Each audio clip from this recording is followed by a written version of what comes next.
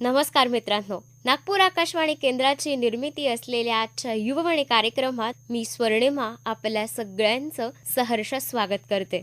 Career मंत्र या मालिकेअंतर्गत role of aptitude in career making या विषयावर प्राध्यापक श्रीपाद देव यांची अंकिता पोहरकर या आपल्या मैत्रिणीने घेतलेली मुलाखत.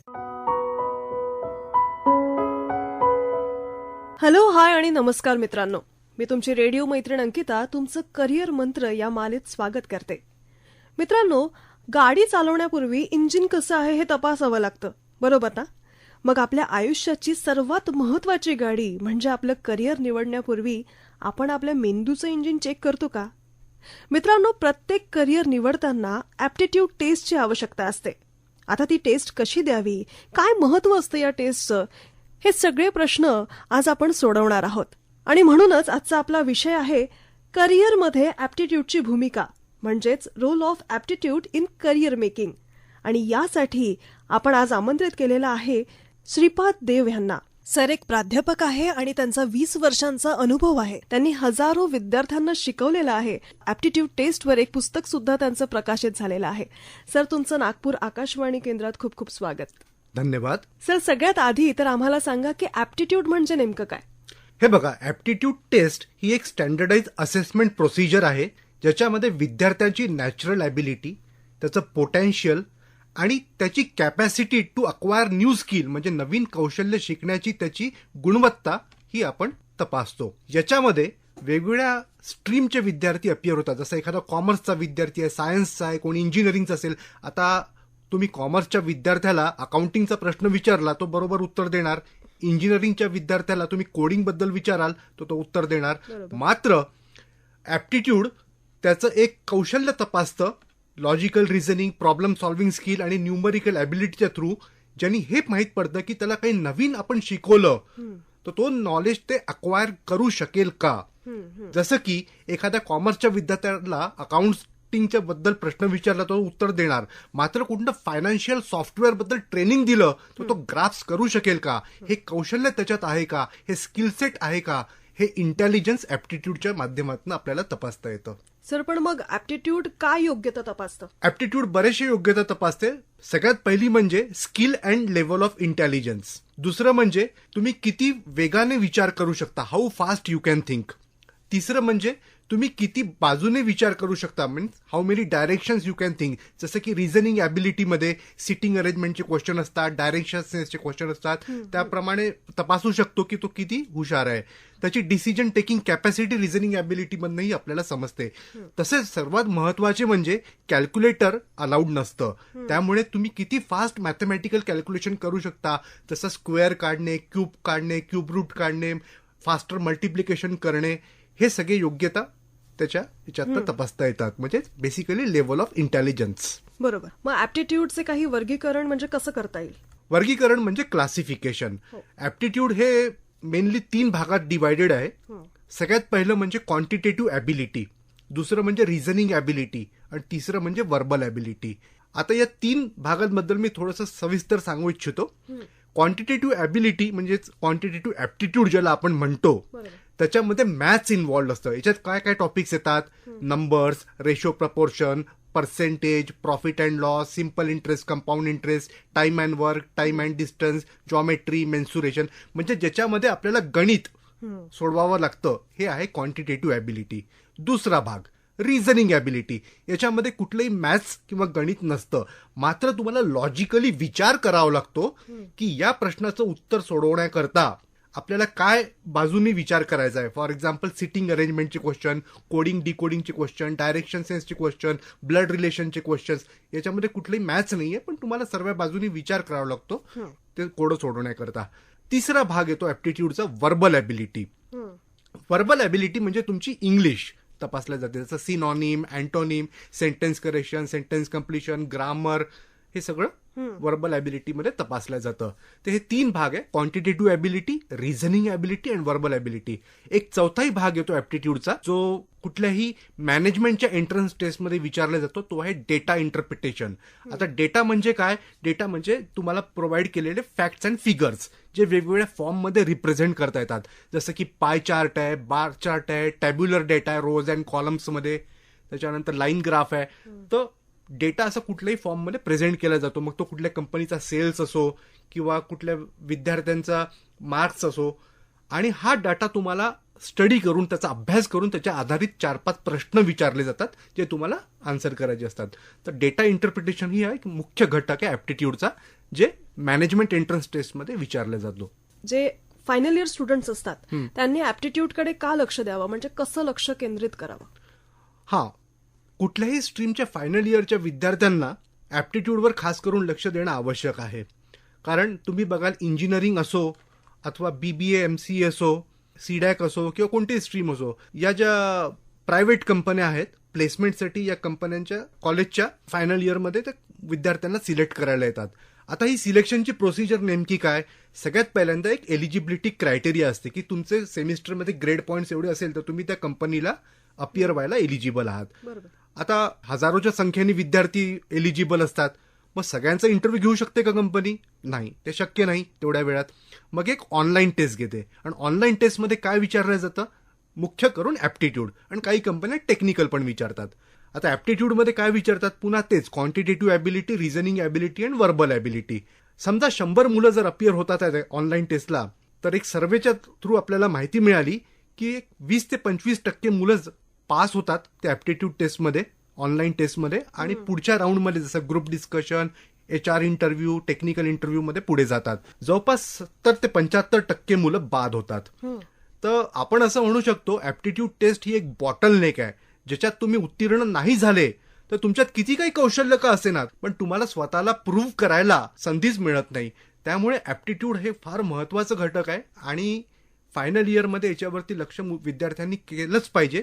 त्यामुळे त्यांचं सिलेक्शन होण्याचे चान्सेस फार वाढतात. म्हणजे नोकरी शोधण्यासाठी ऍप्टिट्यूड हे फारच आवश्यक आहे असं म्हणायला हरकत नाही. बरोबर. पण सर, नोकरीसाठी कोणत्या स्पर्धात्मक परीक्षांसाठी ऍप्टिट्यूड आवश्यक असतं? हा, जसं आता आपण प्लेसमेंट म्हणतो फायनल इयरमध्ये जे होतात, इंजिनिअरिंग असो, BCA MCA सीडॅक या सर्व ठिकाणी, तर जे IT कंपन्याज येतात, तर क्वांटिटेटिव्ह ऍप्टिट्यूड, लॉजिकल रिझनिंग आणि वर्बल ॲबिलिटी हे कॉमन असतं. काही कंपन्या टेक्निकल विचारतात, काही नाही विचारत, पण ऍप्टिट्यूड हा महत्वाचा भाग असतो. तसंच काही मुलांना डिफेन्समध्ये जाण्यात इच्छुक असतात, जसं कंबाईंड डिफेन्स सर्व्हिस एक्झाम होते, त्याचे 3 पेपर असतात, इंग्लिश, जनरल नॉलेज आणि एलिमेंटरी मॅथमॅटिक्स. तिन्ही पेपर 100 मार्काचे असतात. तर एलिमेंटरी मॅथमॅटिक्स जे आहे त्याच्यामध्ये पूर्ण क्वांटिटेटिव्ह ऍप्टिट्यूडच विचारलं जातं, जसं algebra, statistics, number system, percentage, profit loss, time and work, trigonometry, तर हे पूर्ण ऍप्टिट्यूडच विचारलं जातं. तर डिफेन्सच्या परीक्षेसाठी जर कोणी तयारी करत आहे तर त्याला ऍप्टिट्यूड करणं आवश्यक आहे. दुसरी परीक्षा म्हणजे कंबाईंड ग्रॅज्युएट लेव्हल एक्झाम. त्याच्यामध्ये Tier 1 आणि Tier 2 असे 2 भाग असतात. त्याच्यात क्वांटिटेटिव्ह ऍप्टिट्यूड आणि रिझनिंग असतं. तसंच रेल्वे रिक्रुटमेंट बोर्ड एक्झाम असतात, जे ज्युनियर इंजिनियरसाठी होतात.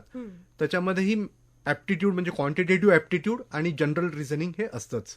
तसंच बँकिंग एक्झाम, याच्यामध्ये 2 परीक्षा असतात. एक असते प्रिलियम एक्झाम आणि दुसरी असते मेन्स एक्झाम. प्रिलियम एक्झाम आणि मेन्स एक्झाम दोन्हीमध्ये न्यूमरिकल ॲबिलिटी आणि रिझनिंग ॲबिलिटीवरती विचारलं जातं. मात्र मेन एक्झाममध्ये डेटा इंटरप्रिटेशनही विचारलं जातं. तसंच इन्शुरन्सचे एक्झाम्स असतात, प्रिलियम आणि मेन एक्झाम दोन्हीमध्ये रिझनिंग आणि क्वांटिटेटिव्ह ॲप्टिट्यूड विचारलं जातं. तर तुम्ही बघाल की जेवढ्या स्पर्धा परीक्षक होता नोकरीसाठी, सगळीकडे ऍप्टिट्यूड हा महत्वाची भूमिका आहे.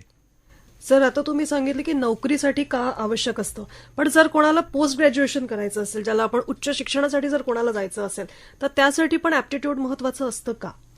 हो, ऍप्टिट्यूड शिवाय तर उच्च शिक्षणाचे बऱ्याचशा परीक्षा तुम्ही उत्तीर्ण होऊच शकत नाही. जसं की आज कोणी कॉमर्स ग्रॅज्युएट असेल, सायन्स ग्रॅज्युएट असेल, इंजिनिअरिंग ग्रॅज्युएट असेल, प्रत्येकाला MBA करावं असं वाटतं फॉर मॅनेजरियल पोझिशन. आणि MBA साठी सगळ्यात मोठी परीक्षा घेतली जाते IIMनी, इंडियन इन्स्टिट्यूट ऑफ मॅनेजमेंटनी, त्याला म्हणतात CAT, कॉमन ऍडमिशन टेस्ट. तर कॉमन ऍडमिशन टेस्ट मध्ये मुख्य घटक हा ऍप्टिट्यूडच असतो. तसंच तर ही नॅशनल लेवलची परीक्षा झाली. तसं आपल्या महाराष्ट्रात स्टेट लेवलची परीक्षा कोणती असते? महाराष्ट्र CET. तसं आपली स्टेट लेवलची आहे, तर बरेचसे स्टेट आपापली मॅनेजमेंटची एंट्रन्स एक्झाम घेतात. तसेच काही रिनाऊंड इन्स्टिट्यूट्स आहे मॅनेजमेंटचे, ते सुद्धा आपली स्वतःची परीक्षा घेतात. तर जर तुम्ही बघाल तर पूर्ण देशामध्ये स्टेट वाईज आणि इन्स्टिट्यूट वाईज 85 एंट्रन्स एक्झाम्स आहेत वेगवेगळ्या MBAच्या ऍडमिशनसाठी, आणि सगळ्यामध्ये एकच कॉमन गोष्ट आहे, ते म्हणजे aptitude. Quantitative ability, reasoning ability, verbal ability आणि डेटा इंटरप्रिटेशन. आता पुढचं उच्च शिक्षण म्हणजे काही इतर परीक्षा सुद्धा असतात, जसं कॉमन लॉ ॲडमिशन टेस्ट, क्लॅट ज्याला आपण म्हणतो, जे नॅशनल लॉ युनिव्हर्सिटीमध्ये ॲडमिशन घ्यायला लागते. तसंच कॉमन युनिव्हर्सिटी एंट्रन्स टेस्ट आहे पोस्ट ग्रॅज्युएशनसाठी. तसंच IPM, that is integrated programme in management, BBA plus MBA असं 5 इयर्सचा कोर्स आहे, साठी सुद्धा ॲप्टिट्यूड लागतं. तसंच hotel management and catering technology ची जॉईंट एंट्रन्स एक्झाम, त्याच्यासाठी सुद्धा ॲप्टिट्यूड लागतं. आणि आजकाल तो असा ट्रेंड झाला आहे की बाहेर विदेशात शिकायला जायचं, त्याच्यासाठी GRE परीक्षा द्यावी लागते, that is called graduate record exam. त्याच्यामध्ये इंग्लिश म्हणजे व्हर्बल ॲबिलिटी बरोबर क्वांटिटेटिव्ह ॲप्टिट्यूडलाही फार महत्व आहे. तसंच इंजिनिअरिंग म्हणजे अभियांत्रिकीचे विद्यार्थी फायनल इयरमध्ये गेटची परीक्षा देतात, त्याला म्हणतात graduate aptitude test in engineering. तर गेटची परीक्षा नुसतं तुम्हाला ME किंवा MTech करायसाठी असते असं नाही. गेटच्या चांगल्या स्कोरच्या थ्रू तुम्ही पुष्कळशा पब्लिक सेक्टर अंडरटेकिंगमध्ये जॉब मिळवू शकता. तर ह्या 30+ PSU मध्ये डायरेक्ट गेट स्कोरवर तुम्ही जॉब मिळवू शकता. आता गेटचा परीक्षेचा पॅटर्न काय आहे? 100 मार्काचा पेपर असतो, त्याच्यामध्ये 85 मार्क तुमचं कोर इंजिनिअरिंग नॉलेज तपासलं जातं, पण 15 मार्क ॲप्टिट्यूडवरती आहेत. तर याच्यात सुद्धा ॲप्टिट्यूडचं महत्व आहे. अशा प्रकारे वेगवेगळ्या एंट्रन्स एक्झाम हायर स्टडीजसाठी ज्या लागतात त्याच्यात सुद्धा ॲप्टिट्यूडचं फार महत्व आहे. सर, म्हणजे असं म्हणायला हरकत नाही की सगळ्याच एक पातळी क्रॉस करायसाठी ॲप्टिट्यूड हे पार करणं खूप आवश्यक आहे. तर मग सर, वेगवेगळ्या परीक्षांसाठी अडचणींची पातळी म्हणजे ज्याला आपण डिफिकल्टी लेवल सुद्धा म्हणू, तर ती बदलत असते का? हो, डिफिकल्टी लेवल एक्झाम प्रमाणे बदलते, बट जो कंटेंट आहे ॲप्टिट्यूडचा, जसं मी सांगितलं, reasoning ability, quantitative ability, verbal ability, तो मोर ऑर लेस सारखाच असतो. कॅट, कॉमन ॲडमिशन टेस्ट, त्याची सगळ्यात जास्त डिफिकल्टी लेवल आहे. कम्पॅरेटिव्हली महाराष्ट्राची CET सोपी आहे. BBA plus MBA for integrated programme in management थोडी डिफिकल्ट आहे. तसंच कॅम्पस प्लेसमेंटसाठी येणाऱ्या कंपन्या याची डिफिकल्टी लेवल कमी असते. तसंच इन्शुरन्स आणि बँकिंग एक्झाम मॉडरेटली डिफिकल्ट आहे, ना खूप कठीण असते ना खूप सोपी असते. तसंच हॉटेल मॅनेजमेंट अँड कॅटरिंग टेक्नॉलॉजीची एंट्रन्स एक्झाम सोपी असते. तर डिफिकल्टी लेवल परीक्षेप्रमाणे बदलत असतात. महत्वाचं एक आहे की वेळेचं निर्बंध असतं. कुठल्याही प्रश्नाचं उत्तर तुम्ही 2 मिनिटं 3 मिनिटं लावून काढता आहे तर तसं चालणार नाही. कुठल्याही प्रश्नाचं उत्तर 30 ते 40 सेकंड, फार तर फार 1 मिनिटात आलंच पाहिजे. तर त्यासाठी प्रॅक्टिस फार आवश्यक आहे. तरी साधारण एक किती वेळ लागायला पाहिजे? तसं 1 मिनिटाला जसं मी म्हटलं 40 ते 50 सेकंड खूप झाले, पण खूप तुम्हाला जर आणखीन वेळ लागत असेल तर 10 सेकंड अजून आपण धरून घेऊ. 1 मिनिटाच्या वर जास्त वेळ लागायला नाही पाहिजे. एक उदाहरण देईन मी. त्याच्यामध्ये विद्यार्थ्यांसमोर कॉम्प्युटर स्क्रीनवरती प्रश्न येतो आणि 1 मिनिटाच्या आत तुम्ही उत्तर नाही दिलं तर त्या स्क्रीनवरनं तो प्रश्न डिसअपिअर होतो. मग तुम्ही तो देऊ पण शकत नाही. म्हणून वेळेचा निर्बंध आहे. आणि त्याच्यासाठी सगळ्यात महत्वाचं आहे विद्यार्थ्यांना प्रॅक्टिस करणं आणि फास्टर न्यूमरिकल कॅल्क्युलेशन करणं. बरोबर. सर, मग ही ॲप्टिट्यूडची तयारी नेमकी कुठून करावी आणि तुमच्या मते म्हणजे कोणतं अभ्यास साहित्य चांगले असतील? तसं मार्केटमध्ये बरेच पुस्तकं अवेलेबल आहेत, पण त्यातल्या त्यात कोणते पुस्तकं चांगले आहेत मी ते सांगेन विद्यार्थ्यांना. एक सगळ्यात चांगलं पुस्तक जे गेल्या 30 वर्षापासून मार्केटमध्ये फार चालतं आणि विद्यार्थी त्याच्यातनं करून चांगले उत्तीर्ण होतात, ते म्हणजे S. Chand पब्लिकेशनचं doctor R.S. अग्रवालांचं पुस्तक. Doctor R.S. अग्रवाल हे एक फेमस नाव आहे आणि प्रत्येकांना माहिती आहे, कुठल्याही बुक स्टोअरमध्ये ते मिळतं.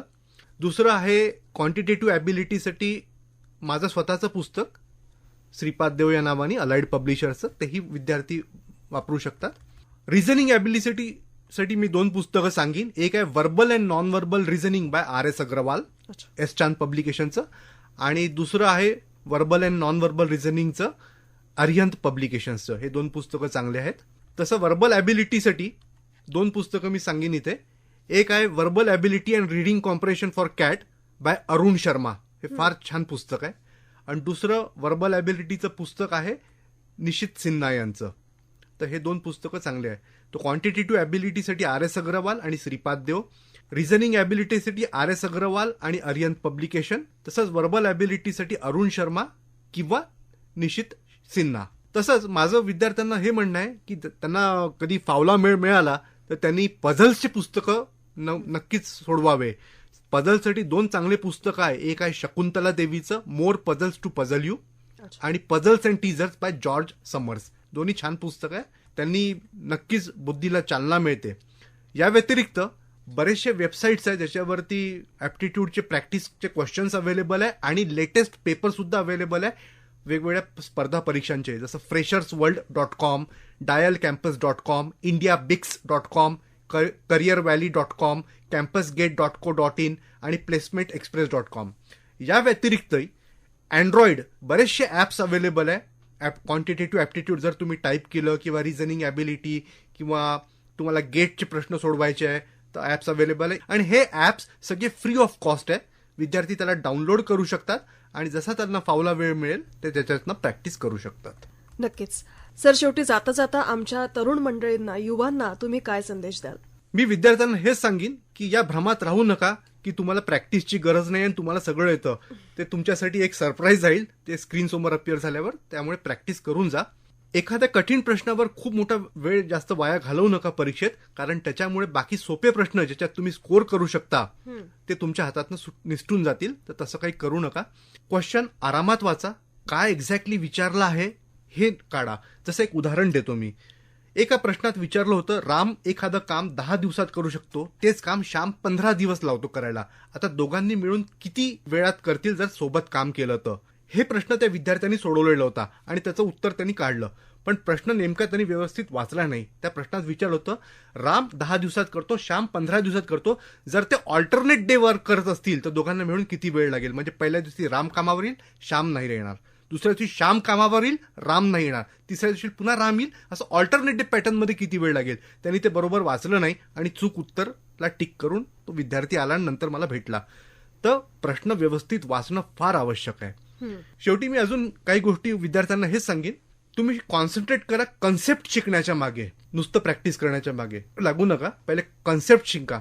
टाइम अँड वर्कचे, स्पीड टाइम डिस्टन्सचे, ॲव्हरेज स्पीडचे, ॲव्हरेज मिक्सचर अँड ॲलिगेशनचे, त्याच्यानंतर सिम्पल इंटरेस्ट, कंपाऊंड इंटरेस्टचे. तर कन्सेप्ट शिकणं खूप आवश्यक आहे. एकदा कन्सेप्ट समजले की कुठलाही प्रश्न तुम्हाला सोपा वाटायला लागेल. शॉर्टकट ट्रिक शिका जितक्या तुम्हाला शिकता येतील तेवढ्या. जसं वैदिक मॅथ्समध्ये आपण म्हणतो की स्क्वेअर काढायची शॉर्टकट ट्रिक आहे, क्यूब काढायची शॉर्टकट ट्रिक आहे. म्हणजे तुम्हाला कधी कधी तर पेपर अँड पेन सुद्धा लागत नाही, तुम्ही तसे तोंडीच काढू शकता. त्याच्यानंतर तुम्ही प्रॅक्टिस करा रिलेव्हंट क्वेश्चनचे, त्या एक्झामच्या रिलेटेड. तर कंपनी स्पेसिफिक प्रिपरेशन किंवा एक्झाम स्पेसिफिक प्रिपरेशन करणं फार फार आवश्यक आहे. आणि जी कुठली परीक्षेला तुम्ही अपिअर होताय, जसं बँकिंगच्या परीक्षेला अपिअर होताय, तर तुम्ही त्याच्या मॉक टेस्ट आधी द्या. तुमचा परफॉर्मन्स जो काही येतो त्याचा अनालिसिस करा. तुमचे वीक पॉईंट आयडेंटिफाय करा. कोणत्या टॉपिकमध्ये तुम्ही वीक आहे, कुठे चुकताय. होऊ शकतं कोणी ब्लड रिलेशनचे क्वेश्चन चुकवत आहे, कोणी डायरेक्शन सेन्सचे क्वेश्चन चुकवत आहे, कोणी टाइम अँड वर्क चुकवत आहे. तर जे टॉपिक्स तुमचे वीक आहे ते बाजूला काढा आणि त्याच्यावरती जास्त फोकस करा, जेणेकरून तुम्ही चांगलं करू शकाल आणि ओव्हरऑल स्कोअर इम्प्रूव्ह करू शकाल. शेवटी जाता जाता मी विद्यार्थ्यांना एवढंच सांगेन, learning aptitude is not an option but has become a compulsion for today for your career. Thank you. All the best. Sir, खरंच खूप महत्वाची माहिती आज आम्हाला मिळाली आहे आणि तरुण मंडळीला नक्कीच याची मदत होईल. नागपूर आकाशवाणीतर्फे तुमचे खूप खूप आभार. धन्यवाद. तर मित्रांनो, आता वेळ झाली आहे तुमची रजा घेण्याची. पण जाता जाता इतकंच म्हणेल की तुमची ॲप्टिट्यूड टेस्ट ही फक्त कागदावरचे मार्क्स नाही तर तुमच्या यशाची चावी आहे असं म्हणायला हरकत नाही. मित्रांनो, भेटूया पुढच्या भागात एका नवीन विषयासह. तोपर्यंत नमस्कार. आजच्या युववाणी कार्यक्रमाची निर्मिती नागपूर आकाशवाणी केंद्र. सादर करते अतुल साखरकर.